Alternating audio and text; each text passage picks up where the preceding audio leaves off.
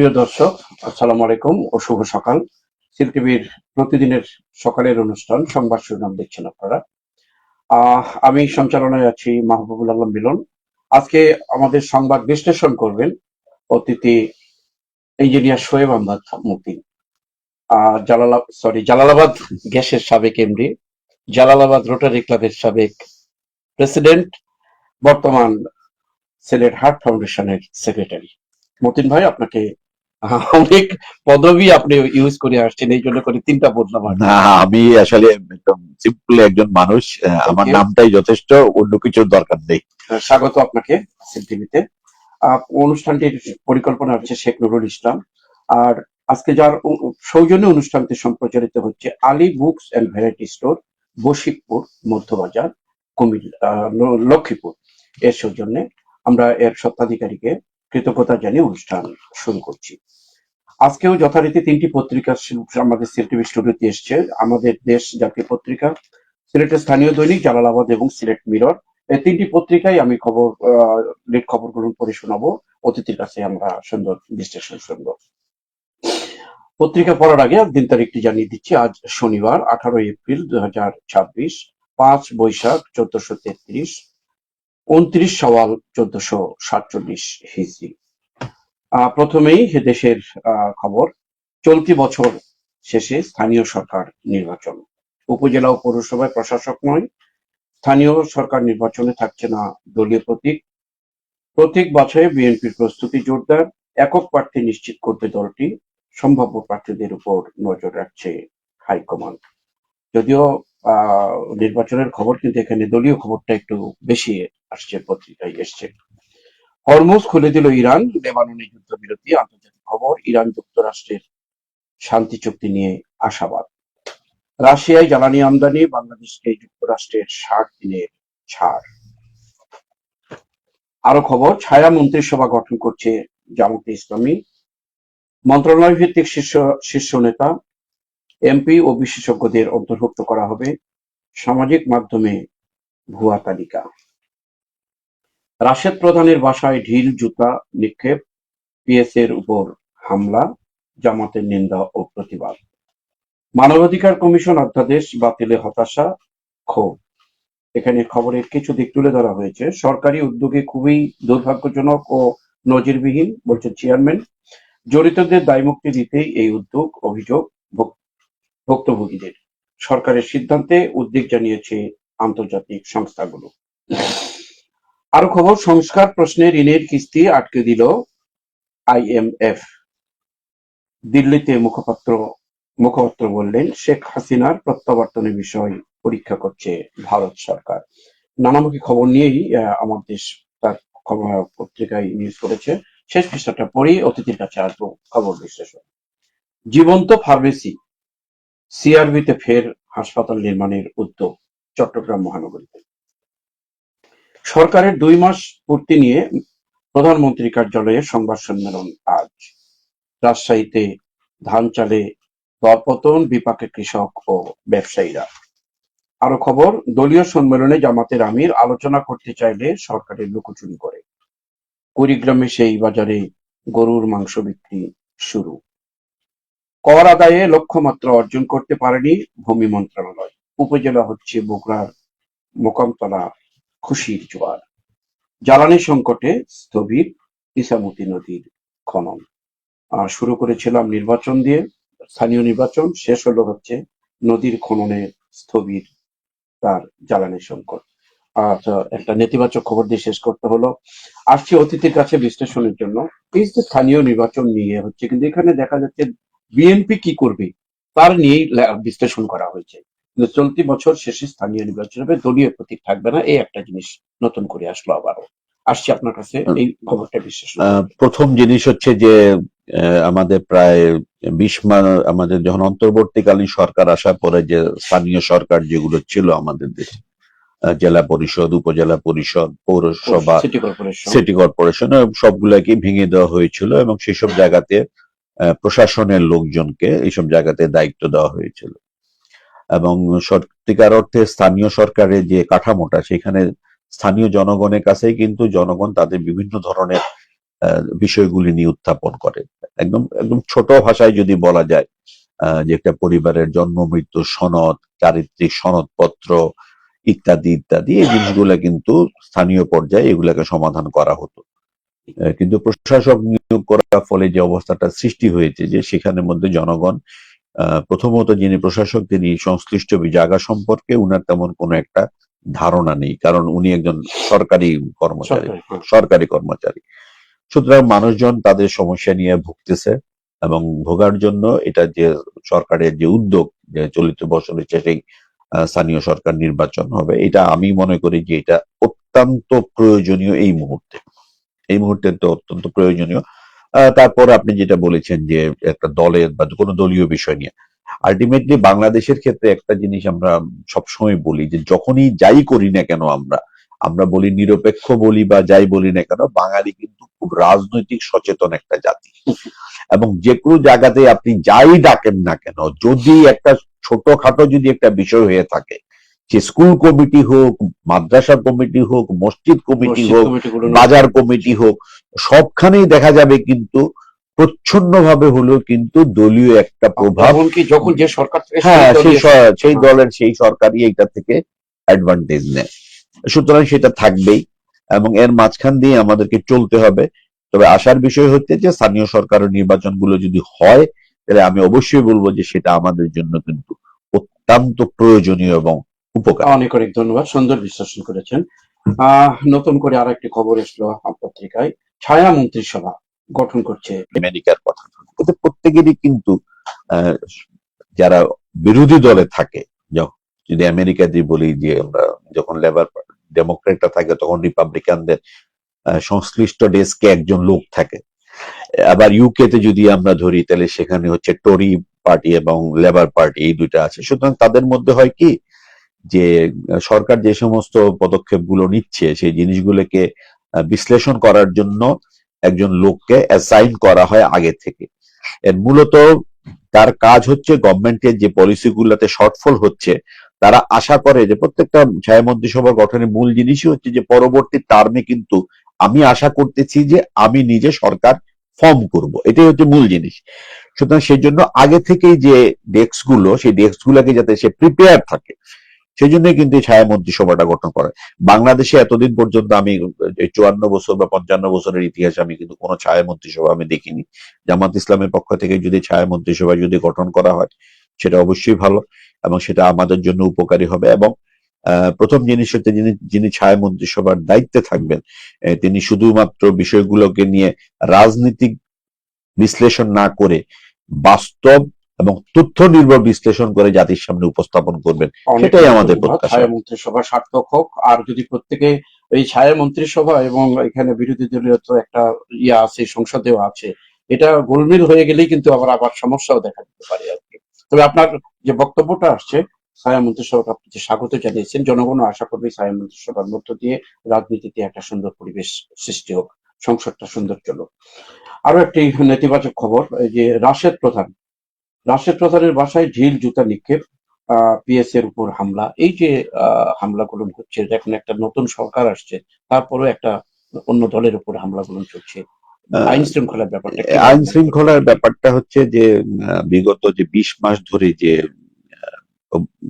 বাংলাদেশের যে রাজনৈতিক অবস্থান, সেখানে খুব শক্তভাবে এই বিষয়গুলাকে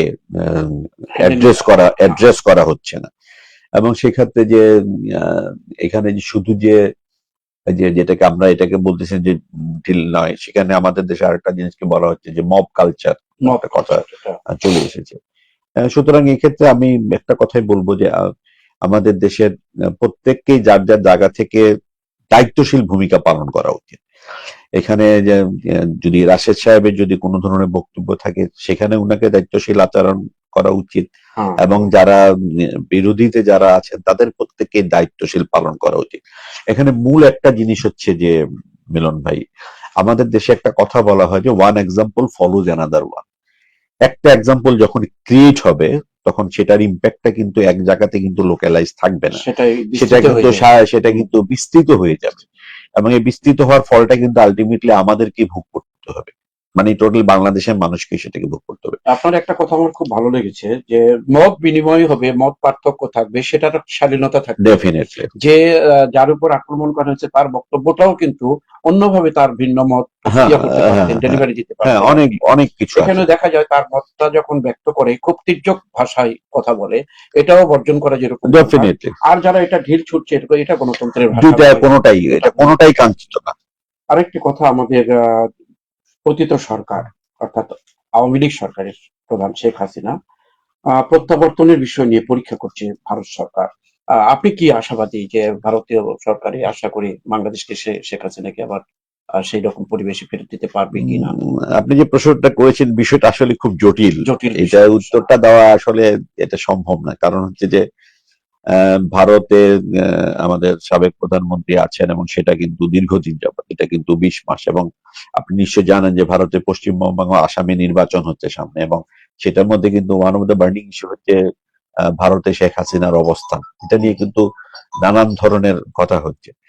সুতরাং এটা মনে হয় এটা সব মানে ভারতীয় সরকারের সদিচ্ছার উপর নির্ভরশীল, প্লাস বাংলাদেশেরও এই বিষয়গুলোর উপর গুরুত্ব দেওয়া, এবং আলটিমেটলি কি হবে সেটা কিন্তু বলা যাচ্ছে না, কারণ এটা হচ্ছে সরকার টু সরকার, যেটাকে বলে G2G relation, government to government relation. দুটার দুই রকম আমি বলছি যে তারেক জিয়ার কথা, সাবেক হচ্ছে আমাদের ভারপ্রাপ্ত মহাসচিব ছিলেন আর কি। লন্ডনে যেয়ে কিন্তু দীর্ঘদিন কিন্তু এরকম কিন্তু ছিলেন।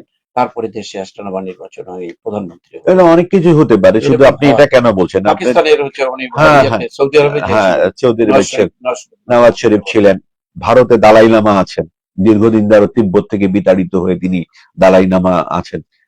আমাদের ইরানের যে বিপ্লবের আয়াতুল্লাহ খোমেনি, উনি প্যারিসে দীর্ঘদিন নির্বাসিত ছিলেন, প্যারিস থেকে। সুতরাং বিশ্ব রাজনীতির কালচারে এরকম ভাবে নির্বাসন থেকে ফিরে আসা একেবারে নতুন কিছু না।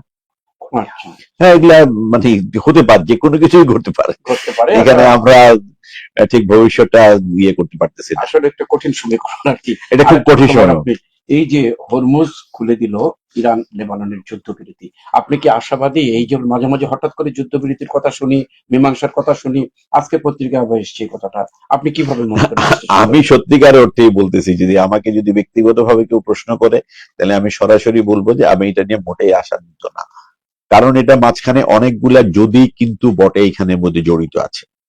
নাম্বার ওয়ান, এখানের মধ্যে 4টা স্টেক হোল্ডার অলরেডি ইনভলভ হয়ে গেছে। একটা হচ্ছে ইরান, আমেরিকা, ইসরায়েল, এবং এখন যোগ হয়েছে লেবানন এবং চীনও কিন্তু চীন। এখন কিন্তু আলটিমেটলি দেখা যাচ্ছে কিন্তু আপনি দেখেন যে ব্যাপকতা এবং প্রসারতা কিন্তু দিন দিন বেড়েই চলেছে, বেড়ে চলছে। বেড়ে চলেছে। কিন্তু মানে স্টেক হোল্ডার প্রথম দিকে ছিল 3টা, তারপর 4টা, তারপরে হয়তো আরো 5টা 6টা হবে, কিন্তু জিনিসটা কিন্তু আলটিমেটলি কিন্তু আমি খুব একটা আশাবাদী না। আমি ব্যক্তিগতভাবে আমি এটা বলবো যে আজকে সকালে আমি নিউজগুলো দেখেছি, তাতে আমি খুব একটা আশাবাদী না, কারণ এতগুলা কন্ডিশন ফুলফিল করা ইজ ভেরি ডিফিকাল্ট। এখন যদি সবাই যদি খোলা মনে যদি এগিয়ে আসে, একদম সোজা বাংলায় যদি খোলা মনে যদি এগিয়ে আসে, প্রত্যেকটা পার্টি এখানের মধ্যে, ইসরায়েল, আমেরিকা, ইরান, প্রত্যেকে যদি খোলা মনে যদি সেখানে যদি এগিয়ে আসে, তাহলেই কিন্তু এই বৈশ্বিক সমস্যার সমাধান করা সম্ভব। অর্থাৎ এই যে জবে কিন্তু ইত্যাদি না, এগুলা এগুলা বাদ দিয়ে একদম সবাইকে একদম ওপেন মাইন্ড আসতে হবে। ধন্যবাদ। হরমুজ খুলে দিল তো ইরান, এই হরমুজ খোলার মধ্য দিয়ে যেন সেই রকম একটা শান্তি ফিরে আসে, আশা আমরা করতে পারি। জ্বালানি সংকট, আপনি জালালাবাদ গ্যাসের দীর্ঘদিনের এমডি ছিলেন। জ্বালানি সংকটে স্থবির ইসামতি নদীর খনন, এই যে জ্বালানি সংকটের কারণে স্থবির হয়ে যাচ্ছে। এটা যদিও এটা গ্যাস, এটা গ্যাস না, এটা হচ্ছে এটা হচ্ছে ডিজেল রিলেটেড। তো ডিজেল রিলেটেড যেহেতু, সুতরাং জ্বালানি খনন করতে হলে অবশ্যই তো আমাদেরকে এক্সকাভেটর চালাতে হবে, কিন্তু সেক্ষেত্রে ডিজেলের ক্রাইসিস, এবং আমরা যতটুকু দেখছি যে সরকার বিভিন্ন উপায়ে যেগুলো আমাদের কমন সোর্স আছে সেগুলোকে ব্যবহার করে, বা কমন সোর্সের বাইরেও যে সমস্ত সোর্স আছে সেগুলোকে ব্যবহার করে ডিজেল আমদানি করার জন্য চেষ্টা করে যাচ্ছেন সরকারের পক্ষ থেকে। এবং সামনেই কিন্তু আপনার কৃষি সেচ মৌসুমটা আসবে। সুতরাং সরকার এই ব্যাপারে কনসার্ন। এই জ্বালানি সংকটটা শুধু আমাদের এখানে, যেহেতু আমরা আগে আলোচনা করেছি যে ইরান যুদ্ধের কারণে এটা প্রভাবান্বিত হচ্ছে। তো আমরা আশা করব যে এই বিষয়ে যারা কাজ করছেন তারা বিষয়টাকে ইয়ে করবেন, অ্যাড্রেস করবেন, করে মোটামুটি হয়তো আবার ফিরে আসতে পারে। আবার হয়তো আমরা ফিরে আসতে পারি। আরেকটি কথা, দ্রব্যমূল্য কম নিয়ে সবাই আমরা আশা করি যে ধানের দাম কমতো, চালের দাম কমতো, মানুষ পেট ভরে খাইতো, কিন্তু এখানে দেখে রাজশাহীতে বৈপরীত্য একটা। রাজশাহীতে ধান চালের দরপতন, বিপাকে কৃষক ও ব্যবসায়ীরা। ধান চালের দাম কমার কারণে কিন্তু আবার বিপরীত প্রতিক্রিয়া হচ্ছে, কৃষকের মাথায় হাত, ব্যবসায়ীরা অসহায়ের মধ্যে পড়েছে। এ ব্যাপারে আপনার একটু দুটাকে মিক্স করে একটা খবর দুটাকে মিক্স করে কথা বলতে হলে, যে ধান চাল যে আমরা যে উৎপাদন করি সেখানের মধ্যে প্রথম একটা কথা হচ্ছে যে একটা প্রোডাকশন কস্ট কত।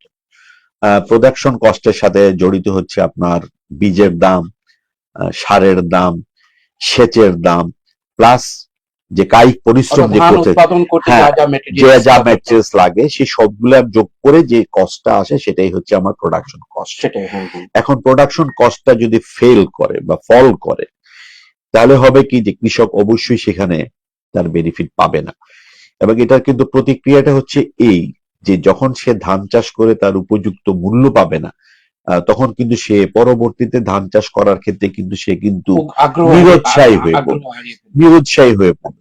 সুতরাং নিরুৎসাহী যদি হয়ে যায়, সুতরাং সেক্ষেত্রে গভর্নমেন্টকেও একটা জায়গাতে নিয়ে আসতে হবে যাতে কৃষকও মানে ক্ষতিগ্রস্ত না হয়। প্লাস কস্ট অফ প্রোডাকশন, যেটা কস্ট অফ প্রোডাকশনকে কমাতে হলে যে সমস্ত ক্রাইটেরিয়া গুলো বললাম, যেমন ইরিগেশনের যদি আমরা খরচ কমাতে পারি, আমরা যদি সারের মূল্য যদি আমরা কমাতে পারি, তাহলে কিন্তু মানে খরচটা, উৎপাদন ব্যয়টা কমে আসবে। ব্যয় যদি কমে আসে, স্বাভাবিকভাবেই সেখানে প্রফিট মার্জিন কিন্তু বাড়ার সুযোগ আছে। অনেক অনেক ধন্যবাদ। আমরা জাতীয় পত্রিকা শেষ করিনি, না আরো কোনো খবরে নিয়ে আপনি আলোচনা করতে না, চাচ্ছেন? আর জাতীয় পত্রিকা না, স্থানীয় পত্রিকা। দর্শক, আমরা হাতে নিচ্ছি সিলেটের স্থানীয় দৈনিক জালালাবাদ। জালালাবাদে একটা খবর, প্রথমে যেটা সিলেটের খবর, হাওর জুড়ে চলছে বোরো ধান কাটা, বাম্পার ফলনীয় কৃষকের কপালে ভাঁজ। এই যে রাজশাহীতে হলো একটা কথা, এখানে ওই যে বোরো ধানের নিতে কপালে ভাঁজ, অর্থাৎ মূল্য পাচ্ছে না, এটাই। তবে ভালো একটা খবর আসছে, সরকার যদি এটা এখন নিয়ন্ত্রণ করে যদি কৃষককে বাঁচাতে পারে, তাহলে হয়তো বা এটার একটা কৃষক পেতে পারে। ভালো ফসল হয়েছে, এটার জন্য একটা সুখবর আমাদের জন্য। অন্যান্য খবর, মধ্যপ্রাচ্যে আশার আলো, চুক্তির কাছাকাছি আমেরিকা, ইরান, লেবানন, ইসরায়েল যুদ্ধবিরতি, যেটা একটু আগে হরমুজ কথা আপনারা আলোচনা করেছেন। বিএনপি জনগণের রায়ের সঙ্গে প্রতারণা করছে জামাতে আমির। সিলেট সহ 3 বিভাগে শিলাবৃষ্টির আভাস। সিলেট হাম নিয়ে 40 শিশু হাসপাতালে। সিলেট পলিটেকনিকে স্কিলস অ্যান্ড ইনোভেশন কম্পিটিশন। বায়ু দূষণে দেশের শীর্ষে সিলেট। সিলেটের জন্য একটা হতাশার খবর এখন বলা যায়। বায়ু দূষণ সিলেটে কেন হবে? এত প্রকৃতির এত শোভা, তারপরে এখানে কেন হবে? এটা একটা বিশ্লেষণ চাই। বিদ্যুতের দাম বাড়ছে, গ্যাসের দাম কি কমছে? তাহলে কমছে না, সম্ভাবনা। বাংলাদেশের আকাশে দেখা যাবে উল্কাপাত ও গ্রহদের লুকোচুরি। এটা তো প্রকৃতির ব্যাপার, এটা তো আমাদের কারো হাত নেই। ইলিয়াস আলী গণতন্ত্রের জন্য লড়েছেন, এনি নতুন মন্ত্রী এসে ইলিয়াস আলীর কথাটি বলেছেন আর কি। এই ছিল মোটামুটি জালালাবাদের প্রথম পৃষ্ঠা। শেষ পৃষ্ঠা পড়ে আপনার কাছে আবারও আসবো, অতিথির কাছে আবার আসবো। সরকার সাধারণ মানুষের জীবন মান উন্নয়নে অঙ্গীকারবদ্ধ, প্রবাসী কল্যাণ মন্ত্রী। সংরক্ষিত নারী আসনে সিলেট বিভাগে প্রার্থীদের সাক্ষাৎ আজ। ভারতের কয়লা গুহায় বাংলাদেশির মৃত্যু। সাবিতে আন্তর্জাতিক সিম্পোজিয়াম আজ। সাবির নৃবিজ্ঞান বিভাগের 3 দশক পূর্তি পুনর্মিলনী শুরু। সাহিত্য সংস্কৃতি বিকাশে পাশে থাকবে সিসি প্রশাসক, যারা সাহিত্যের লোক তাদের জন্য একটা সুখবর। মৌলভীবাজারে 3 ডাকাত আটক, অস্ত্র উদ্ধার, আরো আটক হোক, আরো উদ্ধার হোক, সেই প্রত্যাশা জনগণের। 2025 সালে সমুদ্র পথে 900 রোহিঙ্গার মৃত্যু, জাতিসংঘের রিপোর্ট। শিক্ষাবৃত্তির হার বাড়ছে। এই ছিল, এখানেও খুব স্পেশালি খবর আছে। প্রথমেই যে হাওরের খবরটা নিয়ে, যেহেতু সিলেট হাওর বাওর নিয়ে সিলেটের এবং সিলেটের বড় ক্ষেত নিয়ে, সিলেট শুধু নয় বাংলাদেশের জন্য একটা অর্থকারী ফসল হিসাবে এটা। এখানে ফলন হয়েছে কিন্তু কৃষকের কপালে ভাঁজ, অর্থাৎ মূল্য পাচ্ছে না বলেই প্রতীয়মান। কি বলবেন যেটা আপনি? আমি আপনার একটু রাজশাহীর কথা বলেছেন। রাজশাহীর ক্ষেত্রে যে কথাটা বলেছি, এখানেও কিন্তু সেই একই কথাই প্রযোজ্য। এখন সরকারের তরফ থেকে যদি সার, বীজ, কীটনাশক এসব জায়গাতে গুলাতে যদি ভর্তুকি দেওয়া হয়, কিন্তু ভর্তুকির আগে আমি একটা শব্দ ব্যবহার করবো, সেটা হচ্ছে যে জি, প্রপার ভর্তুকি। আসলে কি ভর্তুকিটা সে পাচ্ছে কিনা, অর্থাৎ সেটাকে হিসাব নিকাশ করে ভর্তুকিটা। সেটাকে দেওয়া হচ্ছে কিনা, এবং সেটাকে কি কোনো ধরনের পরিসংখ্যান থাকতেছে কিনা, এবং এবং যার দলীয়করণ হচ্ছে কিনা সেটাও দেখার দরকার আছে। দলীয়করণ না করে আমরা ব্যক্তিগত দলীয়করণ একটা বড় জিনিস হয়ে যায় এইসব জায়গাতে। প্রান্তিক পর্যায়ে যে জিনিসটা ঘটে, সেখানে ধরেন আপনি একজনকে পছন্দ করেন, আপনি তাকে কিছু সুবিধা করে দিলেন। এই সেটা নয়, জিনিসগুলো এই সেটা নয়, জিনিসগুলা যাতে এই জিনিসগুলা যাতে না ঘটে, এটার জন্য দরকার একটা জিনিসই হচ্ছে, সেটা জিনিস হচ্ছে যে নজরদারি। যেটি আমরা যেটাকে আপনি মনিটরিং বলেন বা সার্ভাইলেন্স বলেন, যাই বলেন না কেন, আপনি একটা যদি স্কিম নেন, সেটাকে যদি আপনি প্রপারলি মনিটর যদি না করেন, তাহলে কিন্তু আপনার উদ্দেশ্য কিন্তু না, সফল ঠিক হবে না। আছে, প্রত্যক্ষভাবে এলাকাবাসী ও হতাশের মধ্যে আছে কৃষকেরা। অন্যদিকে পত্রিকায় এসছে সিলেট কপালে ভাঁজ হয়েছে কৃষকদের। আশা করি এই খবরগুলোর মধ্যে দিয়ে সরকারের একটা যে অংশটুকু এগুলো দেখাশোনা করে তারা এই কৃষককে বাচ্চাটার জন্য এগিয়ে আসবেন, এই প্রত্যাশা আমাদের। আর একটা কথা, নতুন করে একটা খবর এসলো সিলেটে এত সবুজ, যেখানে প্রকৃতির সিলেট শহর বলা হয়, সিলেট শহর না, বিশেষ করে জাফলং টাফলং ইত্যাদি, শ্রীমঙ্গল ইত্যাদি। তারপর হচ্ছে বায়ু দূষণে সিলেট হচ্ছে শীর্ষে, যেটা ঢাকা হওয়ার কথা ছিল, এটা সিলেট কেন হচ্ছে? না, ঢাকা ঢাকা শুধু আপনি শীর্ষে কেন সিলেট হবে? আমি আপনার ঢাকার কথা বলি, যে ঢাকা বিশ্বের মধ্যে যে রেটিং হয়, আমি দেখেছি গরমের সময়, যে গরম এবং শীতের সময় ঢাকার বায়ু দূষণ কিন্তু একটা, দুইটা, তিনটার ভিতরেই বাংলাদেশ ঢাকা থাকে। যে তিনটা সিটিকে খুব বেশি আলোচিত, সেটা একটা হচ্ছে দিল্লি, একটা হচ্ছে ঢাকা, আর একটা হচ্ছে লাহোর। এই তিনটা নিয়ে খুব বেশি আলোচনা হয়, 1, 2, 3-এর মধ্যে থাকে। এখন সিলেটের যে প্রশ্নটা আপনি তুললেন, সেটা জিনিস হচ্ছে যে সিলেটে প্রচুর বৃষ্টিপাত হচ্ছে, এটা ঠিক। কিন্তু সিলেটে একেবারেই বেপরোয়া ভাবে বৃক্ষ নিধন করা হচ্ছে, যেটা একটা বড় জিনিস। এবং এই বায়ু দূষণের ক্ষেত্রে অন্যতম কারণ হচ্ছে যে যানবাহনের জ্বালানি, যে ফুয়েল আছে, যেটাকে আমরা বলি জীবাশ্ম জ্বালানি, তাহলে কি আপনি মনে করছেন সিলেটে জ্বালানি, এই ধরনের অনেক জ্বালানিটা অনেক বেড়ে অনেক গেছে? যে যে আমাদের যে ভলিউম দরকার, তার থেকে অনেক বেশি আমরা পোড়াচ্ছি। কারণ আমরা দেখতে পাই যারা, আপনি এখানে একজন জন্য একটা গাড়ি নিয়ে বেরোচ্ছে, সুতরাং যত বেশি জীবাশ্ম জ্বালানি পুড়বে, দূষণটা বেশি হবে। বিশেষ করে সিলেটে হুন্ডার ইয়েটা খুবই বেশি, খুবই এক বেশি। একটা পরিবারে 4টা 5টা করে হুন্ডা তবে দেখতে পাচ্ছি। বিষয়টা খুবই অ্যালার্মিং সিলেটবাসীর জন্য, কারণ সিলেটের আশেপাশে কিন্তু খুব একটা ইটের ভাটা আমার চোখে পড়ে নাই। কিন্তু তারপরেও যে অবস্থাটা দেখছি, সেটা আসলেও আমাদের জন্য একটু চিন্তার কারণ। খবরটি যদি আরো বিশ্লেষণ করে এই খবরটা আসলে আরো ভালো হতো। আরো আমরা কিন্তু এটা আশা করতে পারছি না না, যে এটা সিলেটে স্বাভাবিক, শীর্ষে থাকবে এটা বাংলাদেশে। এটা এটা এটা এটা মেনে বায়ু নেওয়া যায় দূষণে না। সিলেট শীর্ষে থাকা উচিত না। মতিন ভাই, আরো একটা খবর, এই যে বিদ্যুতের দাম আবারও বাড়ছে। দেখেন এখনো তো কমার্শিয়াল রেটে ওদের প্রায় 15 টাকার মতো পার সহ পড়ে আর কি। এই অবস্থায় যদি আরো বিদ্যুতের দাম বাড়ে, মানুষ যাবে কোথায়? কুইক রেন্টাল তো এখন নাই। তারপরে এই অবস্থা কেন হচ্ছে? আহ, বিদ্যুতের দামের ক্ষেত্রে যে কথাটা আমি বলবো, সেটা জিনিস হচ্ছে যে আমি আপনার অনুষ্ঠানে আগেও বলেছি যে আমাদের যে টোটাল যে জ্বালানিটা, মানে পুরোটাই হচ্ছে আমদানি নির্ভর। সুতরাং আমদানি নির্ভর যখন কোনো দেশের জ্বালানি সেক্টরটা হয়ে যায়, তখন কিন্তু আপনাকে ইন্টারন্যাশনাল মার্কেটের সাথে আপনাকে একটু ব্যালেন্স করে আপনাকে চলতে হবে। এবং আপনি নিজে একটা দেশের পক্ষে, বাংলাদেশের কতটুকু, গভর্নমেন্টের পক্ষে কতটুকু ভর্তুকি দেওয়া সম্ভব, কিন্তু আলটিমেটলি দেখা যাচ্ছে যে সেটা চাপটা পড়তেছে যে আমরা যারা একেবারেই যারা প্রান্তিক পর্যায়ে যারা প্রান্তিক ব্যবহার করে, পর্যায়ে অনেক গরিব তাদের মানুষ উপর, আসে, হ্যাঁ, তার 15 টাকা হারে বা তারা তারা তাদের উপর একটা বড় ধরনের চাপ পড়ে। সুতরাং এখানে আমি যেটা বলবো, সেটা জিনিস হচ্ছে যে আমাদেরকে অনেকগুলা বিষয়ের দিকে গুরুত্ব দেওয়া উচিত। প্রথম হচ্ছে যে আমাদের যে নবায়নযোগ্য যে জ্বালানি, যেগুলো এগুলোর দিকে আমাদের নজর দেওয়া উচিত। 2 নম্বরে হচ্ছে যে আমাদের যে জলবিদ্যুৎ যেটা আছে, কাপ্তাই হাইড্রো ইলেকট্রিসিটি প্রজেক্ট, এই ধরনের প্রজেক্ট গুলাকে আরো কিভাবে উৎপাদন বাড়ানো। উৎপাদন, ল কস্ট, এখানে কথা আছে, উৎপাদন বাড়াতে হবে, কিন্তু কস্ট অফ প্রোডাকশনটা কিন্তু কমাতে হবে। পাশাপাশি যে বিদ্যুতের ঘাটতির হওয়ার পিছনে কিছু কারবারি, অর্থাৎ অতিরিক্ত বিল কমানো হ্যাঁ, ইত্যাদি এটা তো ইত্যাদি, এগুলো এটা কিন্তু এটা- এখনো এটা তো কিন্তু অবশ্যই, থেমে নাই। এটাও আছে একটা বিষয় আছে এটার মধ্যে। আচ্ছা, ধন্যবাদ আপনাকে। আমি শেষ পৃষ্ঠায় আরেকটি একটা খবরের বিশ্লেষণ চাচ্ছি আপনার কাছে। এই যে জাতিসংঘের একটা রিপোর্ট আসলো, 2025-এ সমুদ্রপথে 900 রোহিঙ্গার মৃত্যু, জাতিসংঘের রিপোর্ট।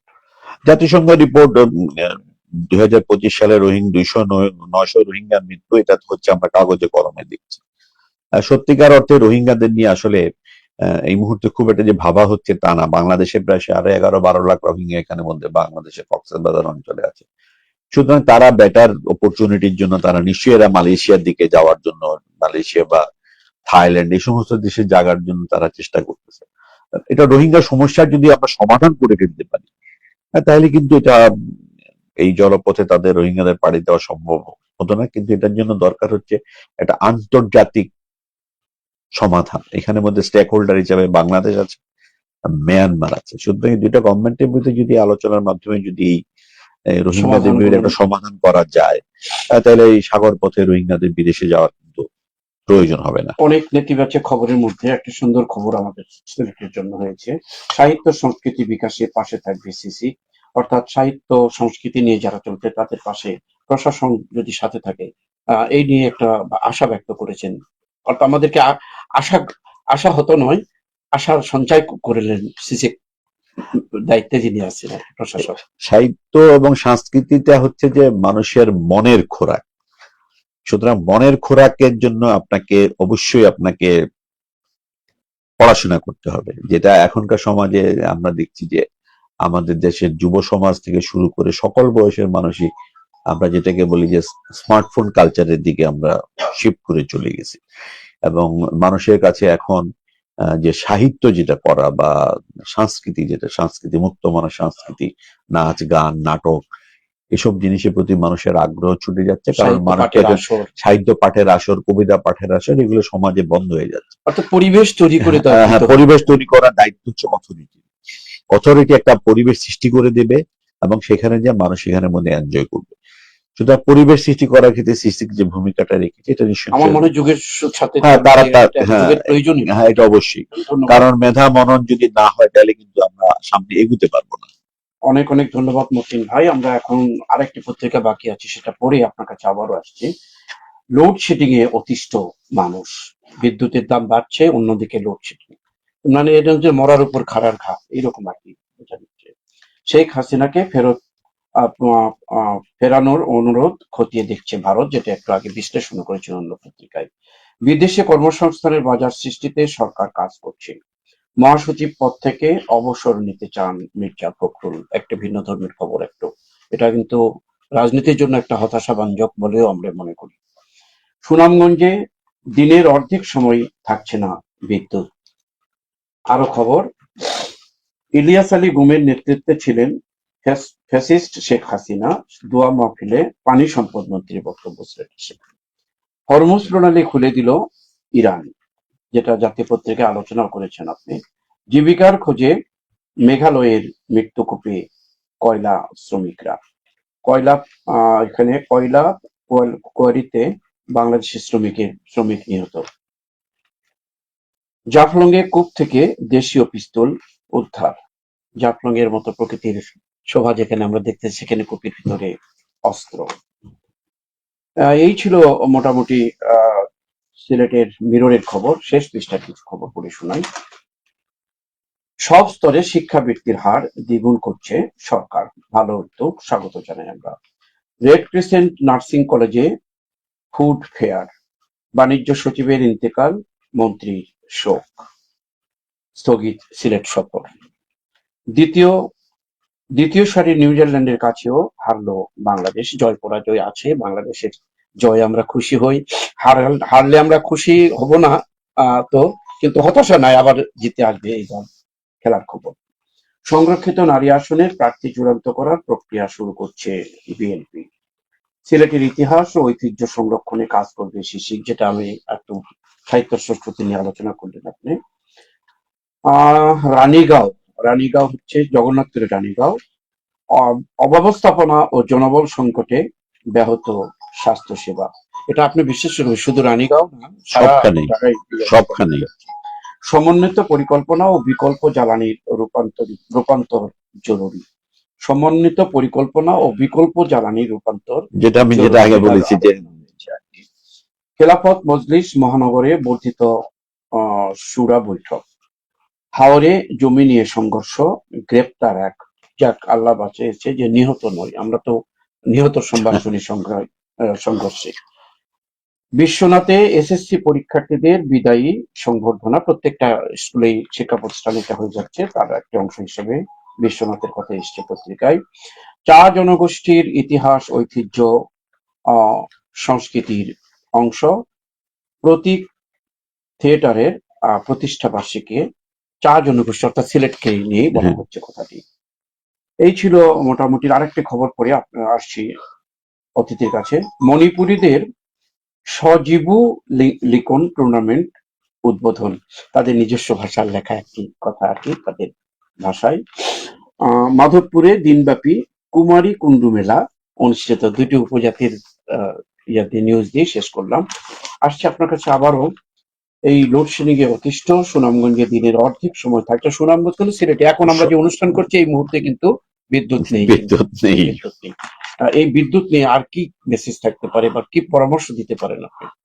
আসলে বিদ্যুৎ নিয়ে মানে আলোচনা আপনি কোথা থেকে শুরু করবেন, কোথা থেকে শেষ করবেন, এই জিনিসটা আসলে দাম নিয়ে কিন্তু একটা দাম নিয়ে আলোচনা হয়েছে, এবং আবার লোডশেডিং হচ্ছে, সেই একই জিনিস আসতেছে যে আমদানি করা র মেটেরিয়াল, যেমন বিদ্যুতের ওয়ান অফ দ্য বড় ইয়ে হচ্ছে গ্যাস ভিত্তিক বিদ্যুৎ, যেটা অলমোস্ট আমার ধারণা মতো বাংলাদেশের 60% বিদ্যুৎ উৎপাদিত হয় প্রাকৃতিক গ্যাস থেকে। এখন প্রাকৃতিক গ্যাসের যে অবস্থা, সেক্ষেত্রে আমরা তাকিয়ে আছি এখন এলএনজির দিকে। সুতরাং ইরান আমেরিকার যুদ্ধের কারণে এলএনজি যেগুলো আসার কথা সেগুলো ঠিক মতো শিপমেন্ট হচ্ছে না, এবং সেগুলো শিপমেন্ট না হওয়ার কারণে হয়তো একটা চাপ পড়ছে, সেজন্য লোডশেডিং এর পরিমাণ বাড়তেছে। তবে এই অবস্থা থেকে আমি নিজে অন্তত আশু যে মুক্তি মিলবে সেটা না, সেটার সাথে কিছুটা জিও পলিটিক্স এর ব্যাপারও আছে। যদি ইরানের যুদ্ধটা যদি স্টেবল হয়ে যায়, তাহলে সেক্ষেত্রে হয়তো সরকার একটা নিজস্ব। আমি আরেকটু আপনাকে ইন্টারাপ্ট করছি বক্তব্যের মধ্যে দিয়ে। লোডশেডিং, সিলেটে যে বিদ্যুৎ উৎপাদন হয় আমরা এখন শুনে আসছি, যেটা হয়তো হয়তো প্রমাণ করতে পারিনি, যে সিলেটের এই ঘাটতি পূরণে সিলেটের জন্য এই বিদ্যুৎই যথেষ্ট। সেখানে সুনামগঞ্জ অর্ধেক দিন থাকতেছে না, সিলেটেও কিন্তু ইদানিং কালে প্রচন্ড ভাবে কিন্তু বিদ্যুৎ ঘাটতি দেখা যাচ্ছে। এই ব্যাপারে যদি সিলেটি দাবি, যেটা আমি বলতে পারি, যে সিলেটে বিদ্যুৎ দেওয়ার পরে এই বিদ্যুৎটা এ ব্যাপারে আপনি কি বলতে পারেন? আসলে যে সিলেট থেকে বিদ্যুৎ উৎপাদন করা হয়, এটা উৎপাদন করা হয় এবং এটা পুরোটাই চলে যায় ন্যাশনাল গ্রিডে। জি।